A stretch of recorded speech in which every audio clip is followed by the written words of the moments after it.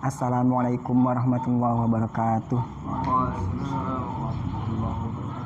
Bismillahirrahmanirrahim. Alhamdulillahirabbil alamin wassalatu wassalamu ala sayyidil mursalin habibina wa syafiina wa qurratu a'yun Muhammad sallallahu alaihi wasallam. Innal hamdalillah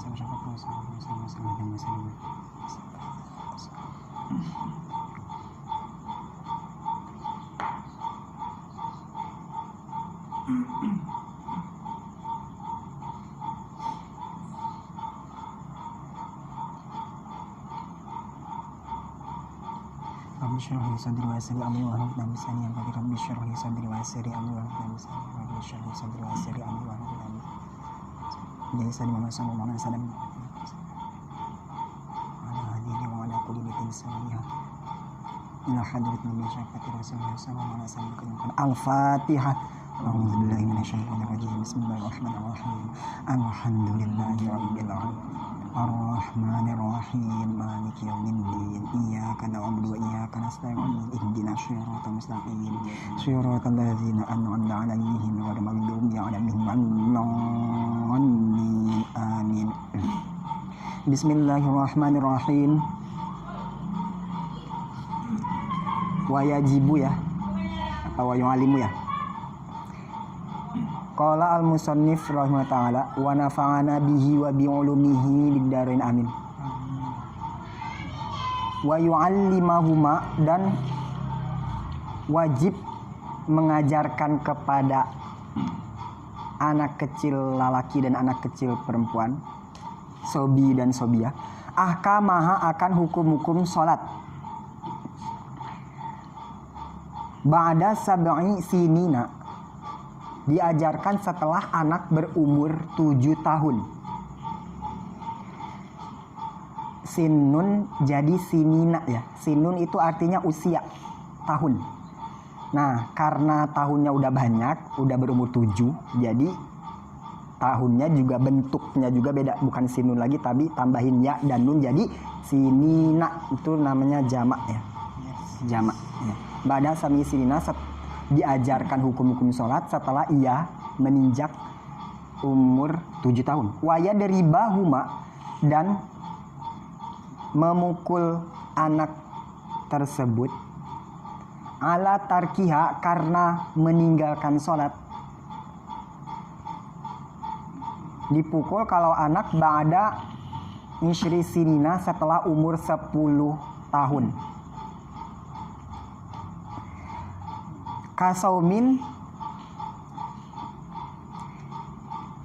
tidak berbeda seperti memerintahkan sholat, sama memerintahkan sholat sama juga seperti sholat puasa juga. Atau kohu, yang mana anak itu mampu untuk mengerjakan puasa, kuat atau kok kuat mampu. Wayajibu, dan wajib alaihi atas walinya sobi dan sobiah, orang tua ya, orang tuanya. Aidon, wajib sekali lagi ta'limuhuma, mengajarkan si anak. Ma yajibu alaihima, ma hal-hal yajibu yang wajib, mengajarkan hal-hal yang wajib alaihima atas anak tersebut. Ngajarin hal perkara apa saja yang wajib. Wama, dan mengajarkan apa saja yahrumu, yang haram, yang dilarang, yang haram. Wayajibu, dan wajib ala walatil amri, atas pengurus pemerintah, aparat pemerintah ya, jabat pemerintah. Qatlu tariki sholati, membunuh orang yang meninggalkan sholat. Kaslan, karena malas. Illam yatub, kalau ia belum taubat juga. Wahukmu, dan hukumnya orang tersebut yang dihukum mati itu muslimun, mati dalam status Islam. Tidak dihukumi kafir karena hanya meninggalkan sholat karena malas doang. Kita dulu ya sudah di bab murtad, kalau tidak meninggalkan sholat karena malas tidak dihukum kafir, kecuali kalau menyeleweng, menghina sholat baru kafir. Tapi kalau meninggalkan sholat malas itu masih dalam status Islam. Ya. Wa yajibu langsung, dan wajib ala kulli muslimin atas tiap-tiap orang Islam, ya. Wajibu dan wajib ala kulli muslimin atas tiap-tiap orang Islam apa? Amru ahlihi, merintah keluarganya, memerintahkan keluarganya biha, untuk mengerjakan sholat. Nah, ini mungkin secara generalnya ya, umum tiap orang muslim siapa aja, statusnya jadi apa aja, orang tua atau bukan, memerintahkan ke keluarganya dia untuk mengerjakan sholat.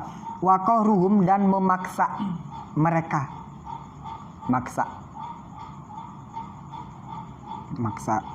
Wa ta'limuhum, dan mengajarkan mereka keluarga kita arkana, akan rukun-rukun sholat, wa syurutoha, dan mengajarkan syarat-syarat sholat, wa mubtilatiha, dan mengajarkan hal-hal yang membatalkan sholat. Wa kulluman, dan tiap-tiap orang qadaro, yang mampu, yang kuasa ya, yang bisa, yang mampu alaihi, atas urusan tersebut, merintah, maksa, ngajarin, tuh mampu dia, maka dia wajib. Min ghairihim, selain orang-orang yang telah disebutkan, selain bapaknya atau neneknya, ibunya, selain mereka. Nah, orang-orang yang mampu pun wajib juga, walaupun bukan bapaknya, bukan orang tuanya, tapi dia mampu untuk menyuruh ngerjain sholat, tetap dihukumi wajib juga, suruh, tegur, perintah. Faslun wallahu alam bisawab. Bismillahirrahmanirrahim. Masih menjelaskan tentang kewajiban ya, kewajiban orang tua, mungkin ya lebih tepatnya, kewajiban orang tua mendidik anak dalam urusan agama, terutama urusan sholat, karena sholat menjadi hisaban pertama yang akan ditanya. Maka di sini yang wajib diperintahkan lebih dahulu yaitu sholat. Wajib ngajarin anak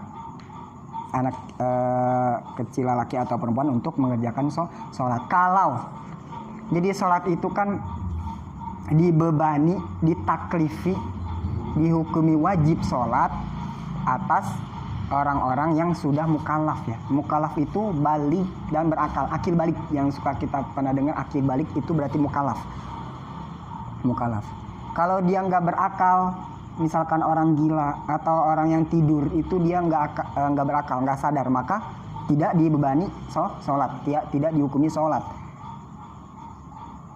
Walaupun dia balik, udah berakal, tapi belum balik juga belum dikatakan mukallaf. Nggak gila sih, nggak gila, tapi belum balik, belum dibebani sholat, gitu.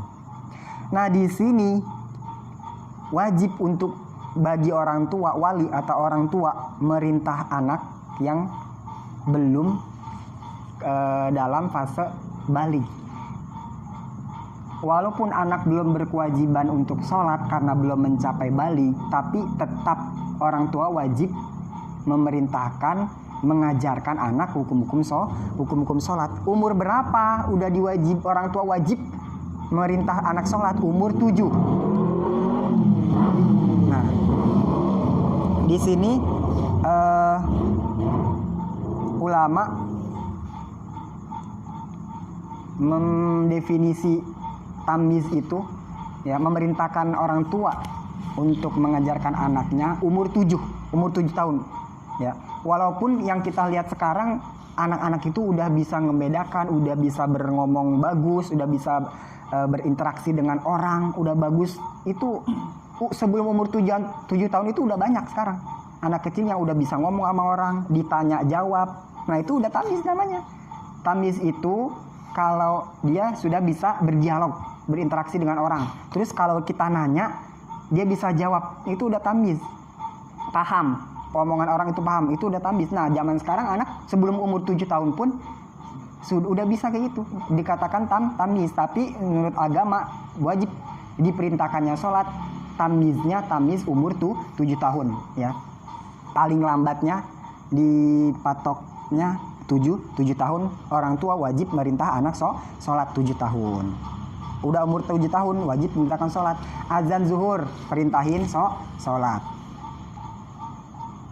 Yang pasti dengan cara-cara yang baik, yang benar. Harus ada siasat, pakai husnus siasat yang bagus, trik yang bagus, biar anak enggak merasa terbebani. Soalnya mumayyiz itu, tamyiz itu bukan masa taklif, ya kan? Taklif itu pembebanan. Kayak kita belum sholat bisa-bisa dipukul sama ibu kita, ya kan? Soalnya kita taklif, dibebani. Yang mana kalau kita tidak meninggalkan sholat dipukul, dijewer, dicubit, ya kan? Tapi kalau masih masa tamyiz, nggak bisa kayak merintah orang yang sudah balik, nggak bisa, nggak boleh, dosa. Karena dia belum masa balik, masih masa pelatihan, pendidikan, masih ngajarnya juga harus halus, ngajar ke anak-anak kecil. Kalau ngajar sholat juga, kalau masih umur 7 tahun mungkin kelas 1, kelas 2 ya. 7, 8, 9 itu kelas 1, kelas 2 mungkin. TK kelas 1, kelas 2. Nah itu ngajaknya harus siasatnya harus bagus gitu. Harus bagus. Misalkan mau main, ayo. Misalkan dia ngajak main. Misalkan ya udah sholat maghrib dulu, habis sholat maghrib nanti main gitu. Habis sholat asar main, habis sholat isya nanti main gitu. Diajarin secara pelan-pelan. Ngajarin juga jangan langsung sehari 5 waktu langsung disuruh sholat. Nggak apa-apa, misalkan maghrib dulu, nggak apa-apa, maghrib dulu. Kasih tahu caranya takbir dulu, pelan-pelan dulu gitu. Soalnya masa tamyiz itu bukan masa pembebanan, dibebani. Jadi merintahnya juga bukan merintah beban, tapi merintah untuk mengenali dulu sholat itu apa, caranya yang sederhana bagaimana gitu. Gerakannya dulu gitu. Pelan-pelan, ada tahap-tahapnya, pakai husnus siasat, strategi yang bagus. Nah itu umur 7 tahun sampai 8 atau 9. Nah kalau dia udah ada isu di sini, udah nincak ke 10 tahun, bahkan katanya belum 10 tahun pun, misalkan 9 jalan lah ya, itu udah wajib orang tua juga merintah sholat. Nah kalau si anak ninggalin sholat, misalkan zuhur nggak sholat atau maghrib nggak sholat, kita tegur. Nah kalau dia ninggalinnya juga karena males, terus udah diajarin sholat, udah tahu tata cara sholat tapi ninggalin sholat, terus ada bahasa di sini wayad jadi bahuma, memukul, diberi pukulan. Pukulannya juga di sini bukan pukulan yang membuat sakit ya, yang membuat memar, bukan, dan bukan di area-area vital, perut, muka, kepala, bukan gitu. Paling mukulnya di sini misalkan kayak pakai sebeletan kecil gituin gitu. Jadi menunjukkan kita tuh marah. Kalau dia ninggalin sholat, kita nunjukin kalau kita tuh marah dia ninggalin sholat. Nah gitu. Cuma menunjukkan itu doang, menunjukkan bahwa kita marah kalau dia ninggalin sholat gitu. Jadi pukulan di sini bukan pukulan yang menyakitkan ya. Yang ada dia menjadi benci kepada sholat. Kalau kita memukulnya secara keras, yang ada anak bukan mau sholat tapi benci kepada sholat. Soalnya kita cara menyampaikan sholat, cara memperkenalkan sholat, cara memerintah sholatnya dengan tidak baik. Makanya anak bukan suka sholat malah benci, ogah, malas. Karena kita juga memperkenalkannya juga begitu. Padahal sholat itu baik, tapi memperkenalkannya kita buruk. Anak belum balik tapi sudah dihukum secara keras gitu ya. Nah pukulannya juga pukulan yang pukulan edukasi, pukulan tarbiyah, pukulan mendidik gitu ya. Pukulan mendidik, pokoknya cukup memberitahu bahwa kita tuh marah kalau dia meninggalkan sholat. Kayak garam itu kan fungsinya untuk melezatkan makanan ya. Tapi kalau garamnya berlebihan, fungsinya hilang. Fungsi garam yang untuk melezatkan makanan jadi hilang kalau garamnya berlebihan, menjadi asin, makanan jadi nggak enak. Gitu juga pukulan yang ditujukan untuk anak meninggalkan sholat. Pukulan mendidik harusnya, yang bisa membuat anak jerak dan ingin meninggalkan sholat. Tapi kalau pukulannya berlebihan, yang ada jadi tidak baik. Nah si anak juga bakal jadi bukan meninggalkan sholat tapi benci sama sholat. Soalnya berlebihan. Ya, berlebihan. Pukulan memang bahasanya seperti negatif ya, pukulan. Tapi pukulan di sini pukulan tarbiyah. Pukulan mengingatkan, mendidik gitu. Garam juga berlebihan jadi nggak enak. Sama pukulan juga berlebihan jadi membuat buruk. Nah, gitu. Soalnya jadi kalau orang kita nih menyuruh nanti misalkan anak kita atau adik kita, ponakan kita, orang tua nih menyuruh anaknya, padahal dia belum dibebani, belum mukallaf, tapi sudah dibebani yang berat-berat, seperti sholat sehari harus langsung 5 waktu, terus puasa sehari harus full, dipaksa, itu nggak baik, nggak adab. Jadi orang tua ada adab ke anak, orang tua juga ada adab ke anak. Kalau kata Imam Ghazali ya, Imam Ghazali katanya adabul walad ma'auladihi, adab anak, adab orang tua, adabul walad ma'auladihi, kata Imam Ghazali di kitab Al-Adab Fiddin, adab agama. Kata Imam Ghazali, adabul walad, adapun adabnya orang tua ma'auladihi, kepada anak-anaknya, yu'inuhum ala birrihi. Yang pertama, yu'inuhum ala birri, membantu anak bersikap baik kepadanya. Itu yang pertama, itu adab. Jadi bukan hanya anak yang suul adab ke orang tua juga bisa tidak beradab kepada anak. Orang tua juga harus, nanti kita jadi orang tua ada adab-adabnya. Hati-hati, kita juga harus beradab sama anak. Nah, adabnya ini kata Imam Ghazali, yu'inuhum ala birri, yang pertama membantu anak bersikap baik kepada kita. Kita mau anak mempunyai sikap yang baik gitu. Tapi kalau kitanya juga nggak baik ke anak, membuat anak sulit buat baik ke kita ya. Kitanya jahat, kitanya nggak berbuat baik, berbuat buruk ke anak. Nah, anak juga nggak mau berbuat baik ke kita, ke orang tua nanti. Nah, mempersulit. Jadi orang tua malah mempersulit anak berbuat baik kepada orang tua. Itu. Nah, sebelum kita mau anak berbuat baik kepada kita, kita berbuat baik kepada anak. Nah, itu yang pertama, adab orang tua. Membantu. Jangan mempersulit anak mau berbuat baik kepada orang tua, kita malah kelakuannya kayak begitu. Orang tua malah kelakuannya ke anak begitu. Yang membuat anak sulit terbuka ke orang tua tuh, sulit berbuat baik, sulit berbakti. Soalnya orang tuanya juga berbuat seperti itu kepada anaknya. Gitu. Jadi yang membuat anak sulit kok gue sulit gitu. Berbuat baik ke orang tua tuh sulit. Kenapa? Mungkin kitanya nih sebagai orang tua ke anak sikapnya nggak baik, yang membuat anak juga ngapain juga berbuat baik. Nah, itu mempersulit, nggak boleh, berarti nggak adab. Orang tua nggak adab kepada anak, nanti kita jadi orang tua harus ada adabnya juga, yaitu membantu anak berbuat baik kepada kita. Dengan kita berbuat baik kepada anak, nah anak jadi mudah berbuat baik kepada kita, nggak minder gitu, nggak malu berbuat baik kepada kita. Nah, menjadi contoh, ngaruh ya. Kita berbuat baik kepada anak, anak juga bakal timbal baliknya baik kepada kita gitu. Nah, itu dia yang nomor pertama, adabnya, membantu anak bersikap baik kepada kita. Membantu dengan cara ya kita juga berbuat baik. Kalau kita berbuat buruk, anak juga nggak malu untuk mengeluarkan kasih sayang ke orang tua, malu. Anaknya juga, orang tuanya juga ke kita begitu. Nah, itu yang pertama. Yang kedua, wala yukal lifuhum minal birri fauqata qatim. Nah, ini nih yang nyambung ke kitab. Oleh yang kedua, tidak memaksa anak berbuat baik. Tidak memaksa anak berbuat baik fauqata qatihim, melebihi batas kemampuannya.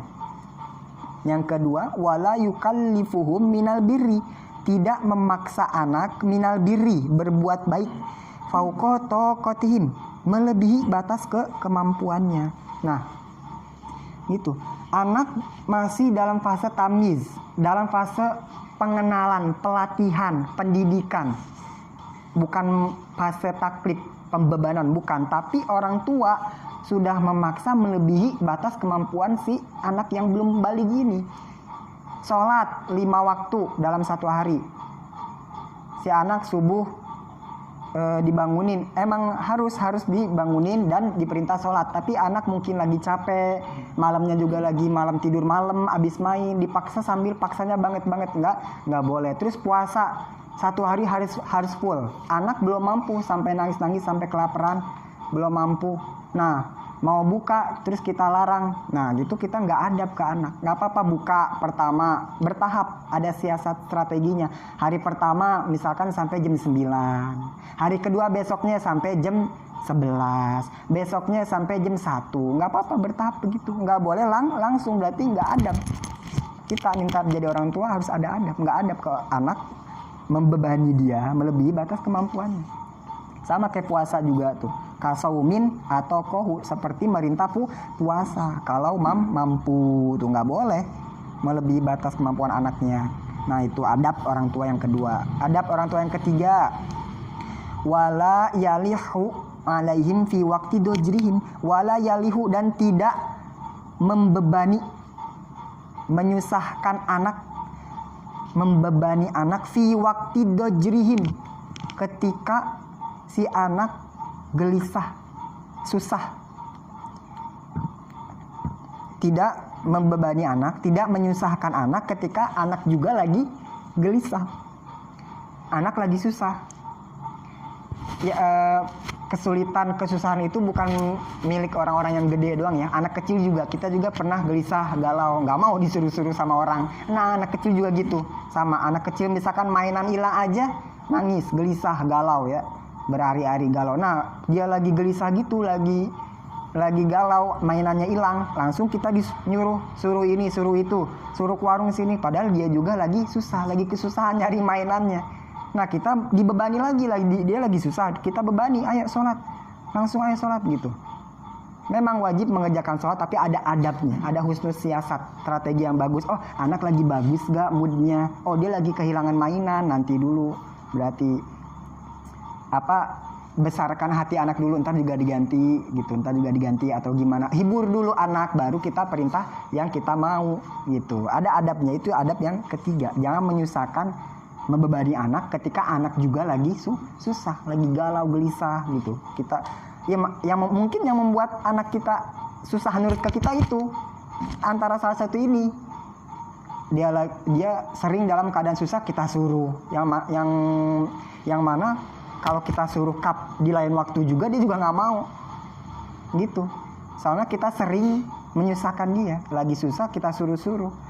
Sampai kapanpun kita lagi nyuruh, dia bakal nggak respon. Nah itu mungkin salah satunya ini, adab-adabnya nggak kita perhatikan. Nah yang keempat, adab wala yamnahum min taati rabbihim, wala yamnahum, dan tidak menghalangi anak min taati rabbihim, dari berbuat taat kepada Allah. Tidak menghalangi anak dari untuk berbuat taat kepada Allah gitu. Misalkan belum balik nih, masih mayas umur 10 atau 9, yang wajib aja belum diwajibin sama dia ya, tapi pas puasa Senin Kamis dia mau puasa, dia mau ikutin maknya, mau ikutin kakaknya, dia mau puasa Senin Kamis, nggak apa-apa, jangan dihalangi. Itu adab orang tua, nggak apa-apa, dia mau berbuat baik kepada orang tua, nggak apa-apa, jangan dihalangi. Dia mau puasa Senin Kamis, mau sholat duha, mau sholat tasbih malam, jangan dihalangi. Tapi beri edukasi, misalkan si anak nggak mampu, lagi sakit, tapi dia mau, biasakan anak gitu mau ini, tapi sebenarnya dia nggak tahu dirinya lagi sakit. Nah beri edukasi, nggak apa-apa kalau lagi puasa, untuk orang sakit itu nggak apa-apa nggak puasa. Nah beri edukasi kayak gitu. Si wali, si orang tua juga harus ada pembelajaran gitu, tapi jangan dihalangi gitu, tapi beri pelajaran. Kalau dia lagi sakit, beri pelajaran, nggak apa-apa. Kalau puasa untuk orang sakit boleh berbuka kayak gitu. Sekarang anak sekarang tuh banyak yang bilang sakit cuma gitu, malah jadi ini bilangnya sakit cuma enggak gitu, kemana-mana ayo gitu. Ada yang gitu. Ada yang gitu ya, hibur nggak apa-apa gitu dulu, nggak apa-apa. Tapi ya orang tua yang tahu siasat bagus itu untuk anak gimana, itu orang tua yang tahu ya sifatnya kayak gimana. Oh begini dulu, itu harus pintar, orang tua tuh harus pintar gituin anaknya, orang tua ya. Nah itu nggak boleh dilarang kalau orang tua mau kalau anak berbuat baik, nggak boleh dilarang. Itu adab salah satu adab. Nah terakhir adabnya orang tua tidak membuat sengsara, wala yuminu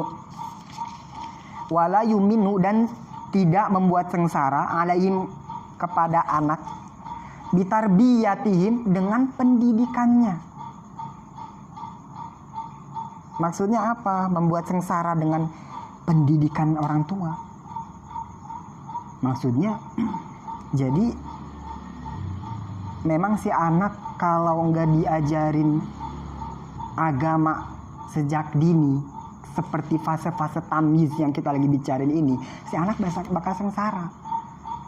Maksudnya wala yuminu alaihim bitarbiyatin, tidak boleh menyengsarakan anak dengan pendidikan kita. Maksudnya si orang tua nggak ngajarin anaknya tentang agama, tentang sholat, bersuci, itu nggak diajarin. Nah kalau nggak diajarin nanti anaknya bakal sengsara, nggak bisa ngurus dirinya, apalagi nolong orang tuanya. Nggak bisa wudhu ntar, nggak bisa sholat, caranya gimana? Sholat kan mendoakan, bakal menyelamatkan orang tua kalau anaknya rajin sholat.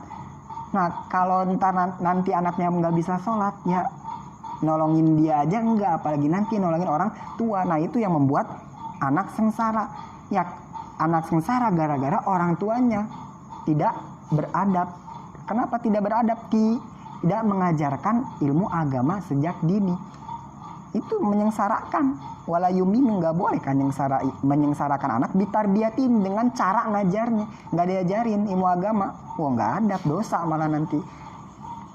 Nanti si anak malah dimanja terus, itu sebenarnya nyengsarain ya. Sebenarnya zaman sekarang ya kalau lihat dari modern, orang tua lebih memikirkan bagaimana anaknya senang, ya kan, bagaimana anaknya ceria setiap hari. Nah itu yang membuat anak itu sebenarnya hakikatnya itu bukan membahagiakan anak, itu menyengsarakan hakikatnya ya, hakikatnya gitu. Orang tua ngelihat anak dikit suram, bunda gulana, langsung dikasih ini gadget, ya udah mau apaan, itu hakikatnya itu nggak ngebahagiain, menyengsarakan, itu hakikatnya. Itu nggak adab sebenarnya, orang tua nggak beradab, harus ada adabnya. Nggak boleh itu nyengsarain hakikatnya, nyengsarain anak dengan pendidikannya, itu memanjain lama-lama. Nah anak lama-lama dimanjain, si anak nggak bisa ngurus diri sendiri dengan sholatnya, apalagi nanti menolong orang tuanya, nggak bisa. Nah itu adab yang dikatakan Imam Ghazali di kitab Al-Adab, di kitab Al-Adab Fidin, Al-Adab tentang bener-bener adab dalam agama. Itu Imam Ghazali, subhanallah ya, ada ternyata orang tua juga ada adabnya. Ini bukan kita melihat orang tua sekarang kita ya, jadiin ini buat kita nanti jadi orang tua ke anak kita nanti. Ini hati-hati. Ini yang membuat mungkin ini yang membuat mungkin anak, kenapa sih anak nyeleweng ke kita, disuruh suka neo-neo. Nah mungkin ini salah satunya, dia lagi susah kita suka nyuruh-nyuruh. Nah yang membuat hilang respect ya, hilang respect tuh anak ke orang tua. Mungkin enggak, orang tua meninggalkan salah satu yang dari yang 5 ini. Nah ini yang penting, adab orang tua ke anak, penting banget ya. Dan kita anak sampai benci sama kita, padahal kitanya Exactly, tepat banget. Enggak ngelakuin yang nomor satu kayaknya nih. Yu'inuhum ala birri, enggak membantu anak sikap baik sama kita. Dia hilang respeknya sama kita. Soalnya kita juga begitu sama anak kita. Jadi hilang respect gara-gara kita nyusahin lah gitu. Kita sendiri yang membuat dia susah ngeluarin kasih sayang ke orang tua. Nah ini ada adabnya ternyata, ini kayaknya salah satu dari urusan anak orang tua ini kayaknya nih. Sumbernya nih, kuncinya dari Imam Ghazali. Subhanallah, hebat banget ya Imam Ghazali, meneliti seluruh masalah dari seluruh. Iya, ini kan mencakup 5 ini, mencakup dari mau kapan sampai kapan pun masalah, nggak lepas dari yang 5 ini pasti. Nggak mungkin lepas, pasti pas dibaca juga kita iya masuk dari semua kunci ini. Ini adab, adab orang tua kepada anak ya. Ada adabnya juga ya Allah, ini penting banget nih kayaknya orang tua tahu adab ini kita nanti. Nah ya itu ya tentang kewajiban orang tua kepada anak. Wajibu dan wajib juga, wajibu alaihi aidon, dan juga wajib kepada si wali, orang tua ini ya lebih tepatnya lah. Ta'limuhuma, mengajarkan si anak mayajibu, hal-hal yang wajib. Apalagi dalam hal sholat ya, yang tadi dikatakan hal sholat itu wajib. Termasuk wajib mengetahui sebelum sholat itu harus wudu. Sholat kan syaratnya suci, sucinya itu berwudu. Nah, ajarin wudu itu wajib. Memang si anak tamiz ini belum wajib melakukan wudu, sholat pun langsung nggak apa-apa. Tapi bagi orang tuanya dosa kalau nggak melatih, dosa ke orang tuanya, gitu. Dosanya ke orang tuanya yang nggak melatih. Sama kayak anak merusak barang orang, anak sih nggak wajib ngeliatin, tapi kita orang tuanya, walinya. Nah itu kasih hal-hal yang wajib, kasih tahu wajib ini. Wajib menghormati orang tua, kalau sama orang tua itu wajibnya begini gitu. Kasih tahu kalau sholat itu wudu gitu. Yang pasti kasih taunya dengan husnul siasat, strategi yang bagus. Soalnya ini masa-masa tamyiz, bukan baligh. Masa tamyiz itu bukan masa pembebanan, dak suruh itu. Soalnya belum taklif, harus secara bagus gitu, bagus siasatnya. Soalnya ini tamyiz, masa pelatihan, pendidikan, pengenalan baik gitu. Kalau kita mengenalinya, merintahnya dengan buruk, nah dia bakal memandang sholat itu begini, susah, buruk, bikin susah, kayak begitu. Kalau kita cara mengenali sholat baik, dia juga bakal senang dengan sholat, dengan puasa, dengan hal-hal yang lain yang kita suruh. Kalau sama orang tua wajib hormat, jangan begini, jangan gitu, kasih tahu, itu wajib. Walaupun anak belum, nggak apa-apa, nggak melewati kewajiban, kita yang dosa, nggak ngajarin, gitu. Hati-hati ya, wah ini kewajiban, hati-hati, wajib. Wa ma yahrumu, dan wajib memberitahu hal-hal apa saja yahrumu yang haram. Perkara haram itu kasih tahu ke anak. Hal-hal yang dilarang kasih tahu, nggak boleh ini, kalau lagi sholat nggak boleh begini, dosa. Terus sama orang tua nggak boleh berkata begini, dosa, haram. Kasih tahu, kalau nggak kasih tahu dosa. Ya kita dosa haram. Kasih tahu yang haram, misal apa, jangankan yang wajib, yang haram ya. Kalau ada anak,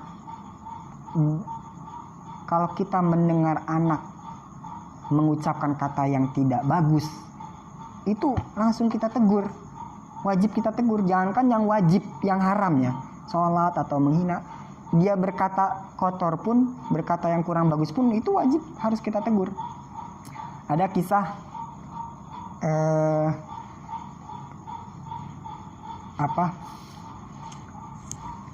bibinya Habib Abdullah ya, kanat ammatu Habib Abdullah bin Husain wa Thohir bin Husain. Ada seorang bibinya Habib Abdullah dan bibinya Thohir bin Husain. Bibinya namanya Ummu Kulsum. Wahyal lati robbathum. Nah, bibinya ini ikut mengurus ponakan berarti ya, mengurus ponakannya, bukan orang tuanya. Bibinya pun ikut mengurus. Wa fi ba'dil ayam, dan di sebagian waktu, di suatu hari lah, sami'at min ahadim minhum kalimatan. Si bibi ini mendengar perkataan dari salah satu ponakannya ini, entah itu Habib Abdullah atau Habib Thohir bin Husain. Mendengar suatu kalimat mahia laikotun binisbatilahu, kalimat yang tidak pantas dikatakan oleh seorang Habib. Si bibi ini sami'at, mendengar, suatu hari mendengar suatu perkataan yang kurang bagus gitu. Fa'atat bisiwakin, lalu si bibi ngambil siwak. Fasawwakathu, kemudian si bibi menyiwaki si anak dengan siwak itu, digosok, lidahnya digosok, si ponakannya lidahnya digosok pakai siwak itu. Terus hatta azumat lisanhu, sehingga lidahnya berdarah, disiwakin, digosok sama bibinya Ummu Kulsum sampai berdarah. Sumakolat lahu, kemudian bibinya ngomong ke anak itu, utful, ludahkan. Udah digosok gitu, ludahkan, kata bibi, kata Ummu Kulsum. Terus fala mata fala, ketika si anak itu meludah, kharaja damu, keluar darah, min famihi, dari gusinya keluar darah.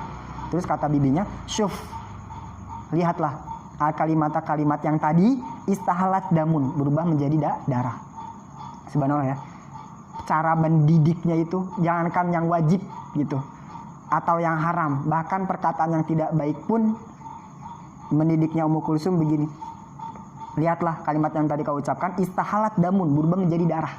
Jadi apa ya kalimat buruk yang diucapin bakal berubah buruk gitu, bakal menjadi darah. Balasannya darah. Summa watawwabathu, dan bibinya memerintahkan tobat kepada ponakannya, suruh tobat. Subhanallah. Cara mendidiknya ya, berkata kotor langsung ambil siwak, gosok, berdarah. Nah kalimat yang tadi katanya berubah jadi darah, kata bibinya. Nah berarti kewajiban ini benar-benar wajib bagi kita nanti orang tua untuk melaksanakan perintah Nabi, yaitu memerintah sholat, mengajari anak hal-hal yang wajib, mengajari, memberitahu anak hal-hal yang haram. Bahkan yang sunnah pun, misalkan lagi kencing si anak nih, dia nyanyi atau ngomong, kita kasih tahu kalau lagi kencing jangan, entar aja. Atau si anak ngajak ngobrol, udah kita diem gitu, terus kasih tahu tadi nggak boleh ngomong, jadi nggak ngomong kita gitu. Kasih tahu dari sekarang, wajib kasih tahu dari sekarang. Jangankan yang wajib, yang haram, yang sunnah, yang dilarang, yang sunnah pun kasih tahu dari sekarang. Misalkan pakai baju, misalkan dia pakai yang kiri dulu, kita cegah, jangan yang kiri, yang kanan dulu gitu. Yang kanan dulu, yang kanan gitu. Pakai kiri lagi besoknya, ajarin lagi yang kanan gitu. Terus setiap hari, jangankan yang wajib, yang haram, yang kayak gitu-gitu, yang sunnah-sunnah itu harus. Pakai sendal, dia pakai yang kiri dulu, yang kanan dulu, yang kanan kayak gitu. Kita sebenarnya orang tuanya nih yang harus pintar dulu, ajarin ya. Wama yahrumu wa yajibu ala walatil amri, dan wajib atas pengurus pemerintah. Apa kewajiban pengurus pemerintah? Qatlu tarikus sholati, membunuh orang yang meninggalkan sholat. Wow, kaslan karena malas, langsung bunuh ya. Ilham yatub, apabila ia tidak juga bertaubat. Wa hukmuhu, dan hukumannya si orang yang sudah dibunuh itu muslimun, mati dalam keadaan Islam. Karena kita udah bahas ya dulu di bab murtad, kalau dia tidak sholat dalam keadaan malas, masih Islam, tapi berdosa. Tapi kalau meninggalkan sholat karena menyeleweng, menghina sholat, baru kafir gitu. Kalau hanya malas masih Islam, tapi dosa besar. Ya, bahkan di sini dibunuh. Tapi nggak bisa gegabah kita di sini. Kalau kita main bunuh-bunuh aja, masing-masing orang megang pistol di sini. Ada orang kalau sholat, nah sebab serem ya. Tapi kan kita lihat dulu di negara kita tidak seperti itu, nggak gegabah. Malah kita yang akan dipidana kalau bunuh-bunuh orang. Enggak, berarti di negara kita nggak gitu, jangan gegabah ya. Itu juga ada tahapnya, disuruh tobat dulu. Ada masanya berapa, 3 hari, disuruh tobat juga 3 hari enggak, baru ada hukuman kisos gitu, ada had gitu. Nah had juga di sini bukan had, hukuman di sini juga bukan hukuman karena murtad, bukan. Kan murtad katanya ada dibunuh ya, murtad juga. Nah di sini dihukumnya bukan dihukum karena dia murtad kafir, bukan, tapi karena meninggalkan sholat karena malasnya ini gitu. Belum, enggak kafir, wa hukmu muslimun, dan dia dihukumi muslimun, mait muslim, masih wajib disolati, dikafani, dikubur, masih wajib begitu, karena hukmu muslimun, status maitnya itu masih dalam keadaan Islam, karena meninggalkan sholatnya bukan karena menghina, tapi malas gitu ya, malas, wa hukmu muslimun gitu. Nah dikit lagi, wajibu, dan wajib ala kulli muslimin. Nah ini generalnya nih pas di akhir. Wajib atas setiap muslim, setiap orang-orang yang statusnya Islam, amru ahli, untuk memerintahkan keluarganya, biha, mengerjakan sholat, wa qahruhum, dan wajib memaksa mereka, wa ta'limum, dan mengajarkan mereka, arkana, rukun-rukun sholat, ada niat, harus berdiri, tumanina, ruku, sujud, wasyuru tohuma, dan memberitahu syarat-syarat sholat. Wudu dulu ya, madhab kiblat kayak gitu, tutup aurat, jangan celana pendek kayak gitu, ajarin, wajib, dipaksa malah tuh wajib. Nah wa mubtila tiha, dan wajib memberitahu apa-apa yang membatalkan sholat. Nggak boleh, oh kamu kentut ya, ayo batal wudu dulu kayak gitu, ayo nggak boleh ngomong lagi sholat kayak gitu, kasih tahu pembatalan sholat wajib gitu. Wa kullu man qadara, dan siapa saja. Wah, ini lebih lagi. Lebih semua orang lagi. Wa kullu man, dan siapa saja qadara alaihi, yang mampu atas perintah tersebut.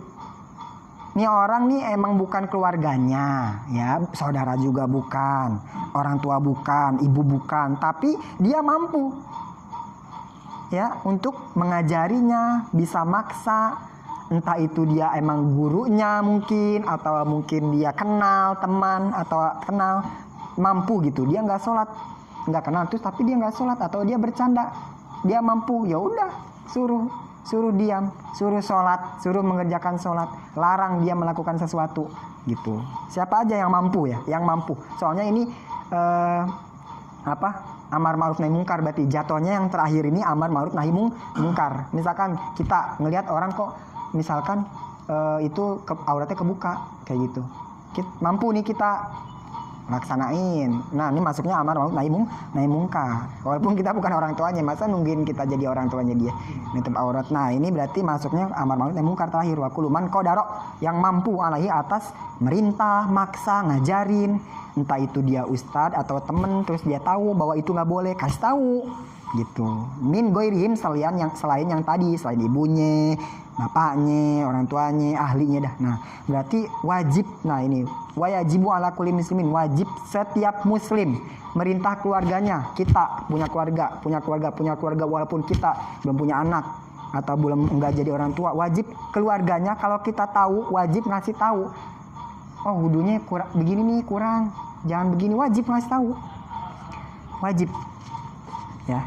Soalnya di muru auladakum katanya, perintahkanlah anak-anakmu untuk sholat. Muru auladakum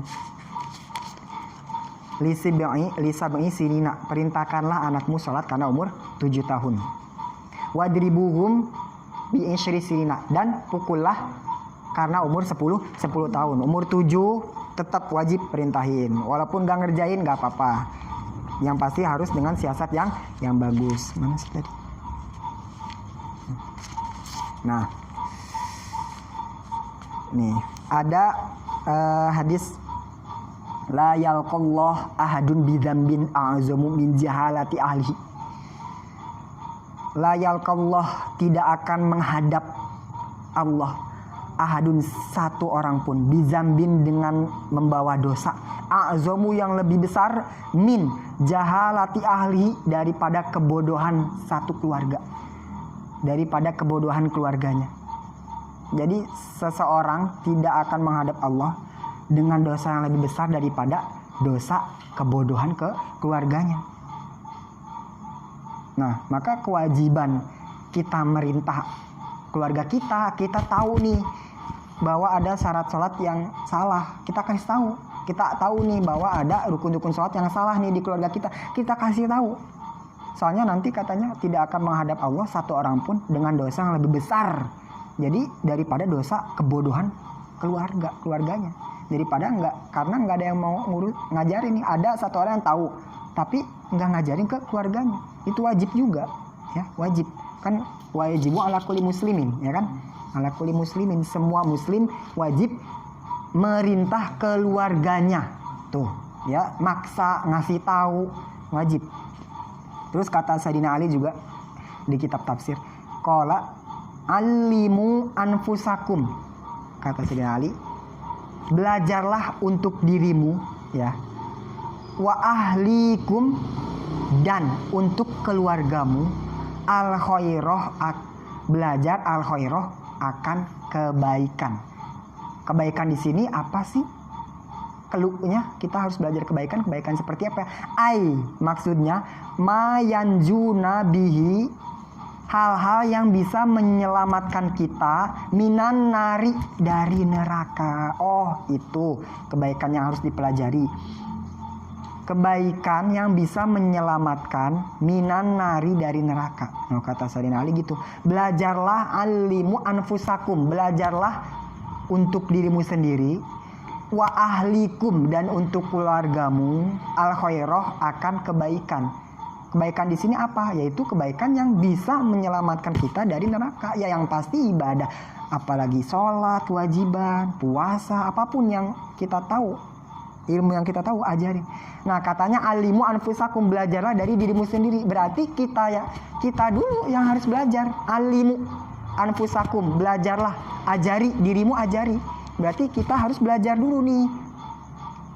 Belajar dulu, kita gimana mau ngajarin anak nanti kita kalau kita juga belum belajar, belum tahu tentang sholat, apalagi syaratnya, rukunnya harus tahu dulu.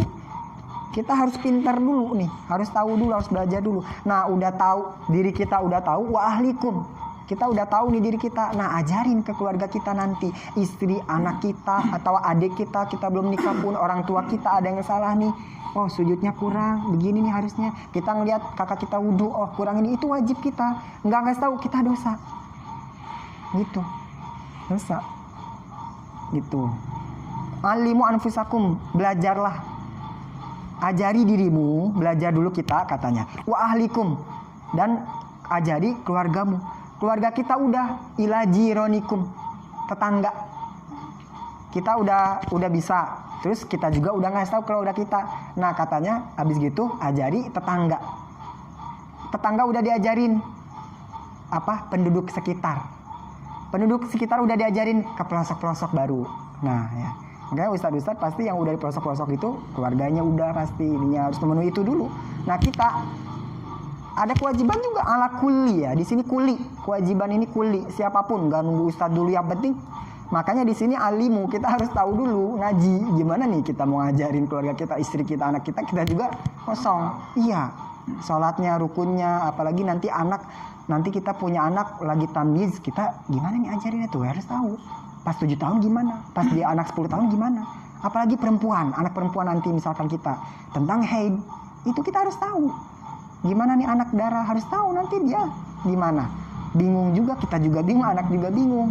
Harus tahu, makanya kita harus ada dulu nih, harus isi dulu nih, belajar dulu kita, nanti baru ke keluarga kita. Kita udah nikah, oh kita udah enak, kita juga udah belajar. Wa ahlikum, udah keluarga kita kasih ke tetangga ilmu kita, udah ke tetangga kita, ke penduduk sekitar, udah penduduk sekitar baru ke pelosok gitu. Katanya as-sa'adatu 'ala sa'adati idza qalat ahluka alimuni. Katanya as-sa'adah 'ala sa'adah, kebahagiaan di atas kebahagiaan. Jadi kebahagiaan paripurna itu ketika idza qalat ahluka, ketika keluargamu berkata kepadamu alimuni, ajarin dong. Wah, itu katanya kebahagiaan di atas kebahagiaan katanya. As-sa'adah 'ala sa'adah, kebahagiaan di atas kebahagiaan, maha kebahagiaan kayaknya, paripurna kebahagiaan. Idza qalat, ketika keluargamu berkata kepadamu alimuni, ajarin dong, ajarin kami, itu kebahagiaannya paling luar biasa. Tapi menjadi bencana yang luar biasa mungkin kalau anak kita minta ajarin ke kita tapi kitanya belum bisa. Bencana, suatu kalimat yang meneror kita nih nanti. Anak kita atau adik kita nih alimuni, ajarin dong, terus kita nggak bisa. Wah itu bencana mungkin. Kalimat yang horor buat kita, minta ajarin tapi kita belum bisa. Nah itu aduh parah ya. Tuh ya itu. Terus ada di kitab Sirul Asror, katanya pahala orang tua yang mengajarkan anaknya Quran, baca Quran ya, itu katanya sama seperti pahala haji 10.000, umroh 10.000, terus sama seperti pahala memberi kebutuhan 10.000 umat Islam. Tuh kata kitab Sirul Asror tuh udah pasti tuh pahala orang tua nih ya. Untuk kita mungkin misalkan belum, adik-adik kita, ponakan ya, ngajarin Quran abata pada anak kita sama seperti pahala haji 10.000. Kita umur ratusan ribu juga kayaknya nggak bakal ini 10.000 ya. Terus umroh 10.000 dan memberi kebutuhan 10.000 umat Islam. Kita butuh mau ini nih. Nah seakan-akan kita ngasih dia gitu. Kita butuh ini nih, butuh rumah, butuh tempat tinggal. Seakan-akan kita ngasih 10.000 umat Islam.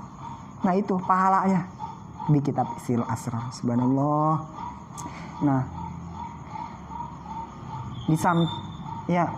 di samping ada pahala untuk orang tua yang ngajarin anak, di samping pahalanya besar ya untuk orang tua yang ngajarin anak, ada juga siksaan yang dosa yang gede ya, yang tadi disebutin ya.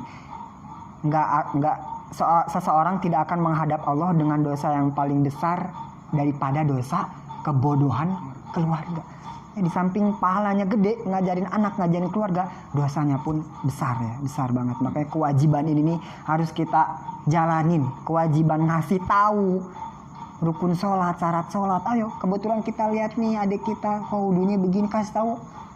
Bukan begini, sampai sini wudunya, usapnya, itu wajib kita. Kalau enggak kita juga dosa. Gitu, dosa besar. Pahalanya juga gede juga gitu. Gede juga pahalanya ya. Dan kebahagiaannya pun di atas kebahagiaan-kebahagiaan yang lain. Ketika keluarga kita ngucap alimuni, ajarin dong saya, itu kebahagiaan paripurna katanya. As-sa'adah ala sa'adah idza qalat ahluka alimuni. Ketika keluargamu mengucap kepadamu alimuni. Kasih tahu saya. Tapi bakal jadi bencana. Kalau keluarga kita ajarin dong terus kita nggak tahu, ya bencana di atas bencana. Ya, jadi alimu anfusakum, diri kita harus belajar dulu. Alimu anfusakum, ajarilah dirimu dulu. Wa ahlikum, dan ahlimu, ajari al khairu akan kebaikan. Apa sih kebaikan di sini? Yaitu mayanjuna minanar, kebaikan yang bisa menyelamatkan kepada neraka, dari api neraka. Tuh ya. Nah, di sini bukan orang tua doang nih, berarti nih wa kullu muslimin. Terus lebih umum lagi, wa kullu man qadaro. Kita di pinggir jalan nggak kenal, tapi ada yang begitu. Ada yang melanggar kewajiban atau ada yang melakukan keharaman, kasih tahu kalau kita mampu, qadaro. Ya. Nah, ini masuknya amar ma'ruf nahi munkar. Faslun wallahu alam bisawab. Al-Fatihah. Iya, kenapa ya? Karena sedang ini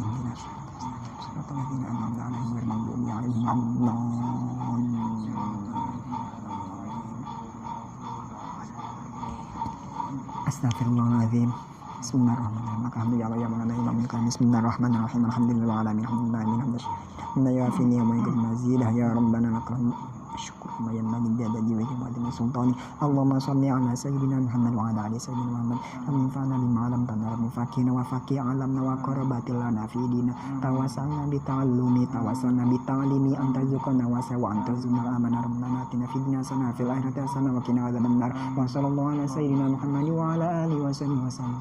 Wassalamu ala mursalin. Alhamdulillahirabbil alamin.